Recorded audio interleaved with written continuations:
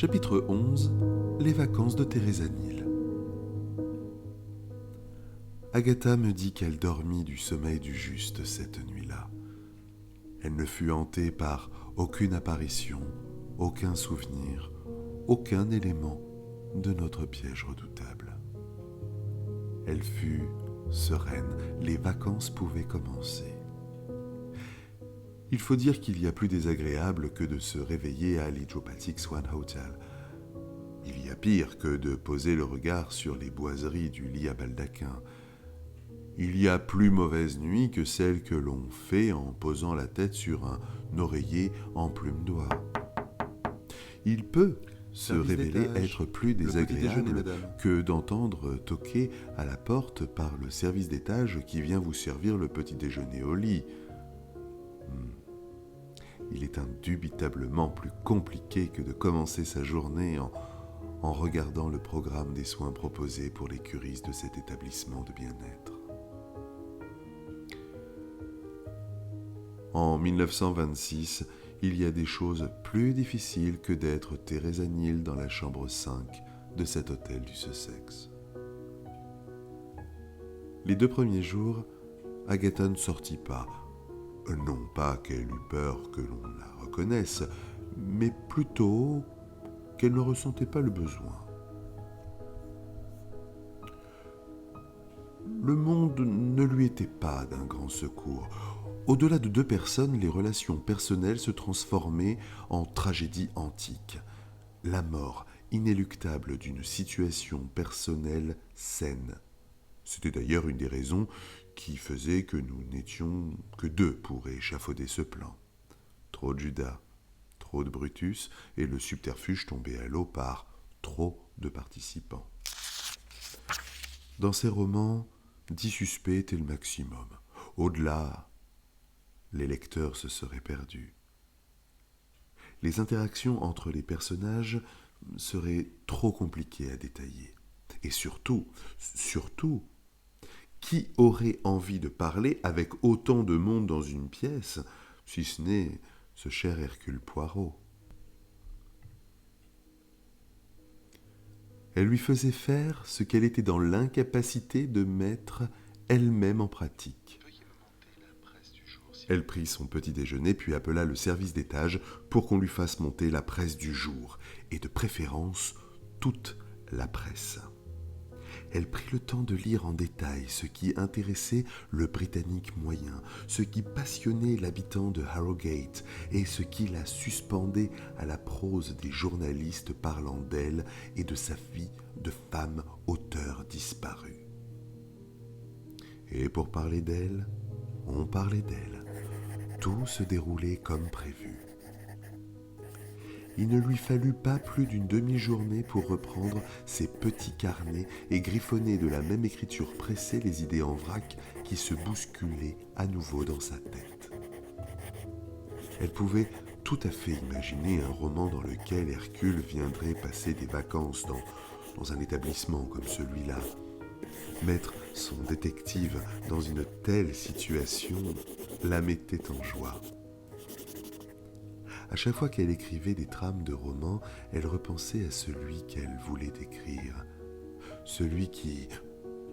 Nous savions très bien de quoi nous parlions, et il était évident que nous devions le taire à jamais. Au bout de 2 jours, elle prit le temps de s'habiller. Elle avait apporté dans ses bagages quelques robes tout à fait à la mode.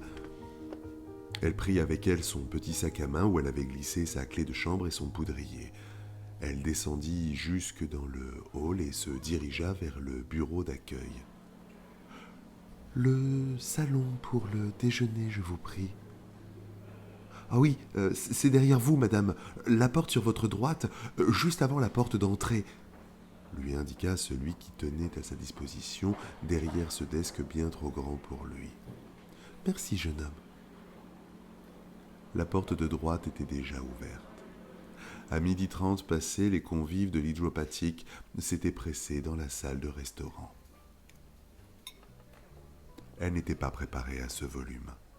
Sous la verrière trônant à plus de 3,50 m de hauteur, les tables de la salle semblaient ridicules.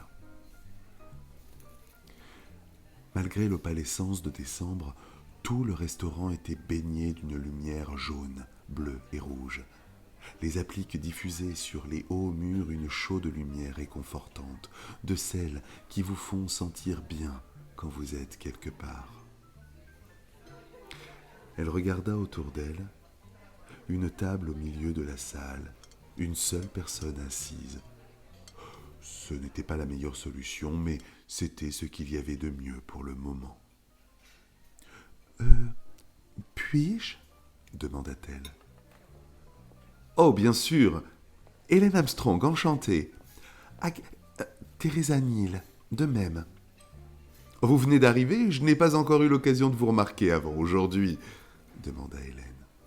Non, je suis arrivée depuis 2 jours, mais avec le trajet, j'ai eu besoin de me reposer. Oh, vous étiez en voyage. Vous venez d'où? Enfin, si toutefois cela n'est pas trop indiscret. Si cela n'est pas trop indiscret. Le simple fait de poser la question faisait de Mrs. Armstrong une personne qui méritait toute sa considération. Je reviens d'Afrique du Sud, ma famille y possède quelques plantations. Oh, ce n'est pas un petit voyage, effectivement. Vous vous plaisez ici? J'avoue pour ma part que cet endroit reculé me fait un bien fou. C'est vrai que c'est agréable. Alors qu'elle termine sa phrase, le maître d'hôtel vient lui proposer le repas du jour. Ce n'était pas un choix, mais plutôt une question rhétorique. Le repas était délicieux et la compagnie de Mrs. Armstrong assez plaisante. Sa voisine de table portait sa trentaine passée avec assurance, sa coupe à la garçonne en casque brun, avec ses petites arabesques retombant sur les joues, lui donnait cet air que peuvent avoir les actrices de cinéma américain. Elle me dit plus tard qu'elle lui avait trouvé un air de Claire Windsor dans ce film Dance Madness, avec ses lèvres trop maquillées et ses tenues toujours impeccables. Elle sut à ce moment que son séjour se déroulerait sous les meilleurs auspices. « Vous nous rejoignez ce soir pour le bal ?» demanda Hélène. « Eh bien, je ne sais pas, c'est que, voyez-vous, je n'ai avec moi que le strict minimum. Le reste de mes bagages prendra du temps à arriver. Il y a eu une erreur de bateau. » « Oh, mais ce n'est pas un souci, nous faisons la même taille, je peux vous prêter l'une de mes tenues de soirée et nous danserons ce soir. » « Ma foi, pourquoi pas ?» dit timidement Teresa. « Parfait alors. Nous disons 18 heures dans ma chambre. C'est la 26. »« Très bien alors. À 18 heures. Avec plaisir. » En repartant dans sa chambre, Agatha se dit que tant qu'à être loin de sa famille, autant prendre du bon temps.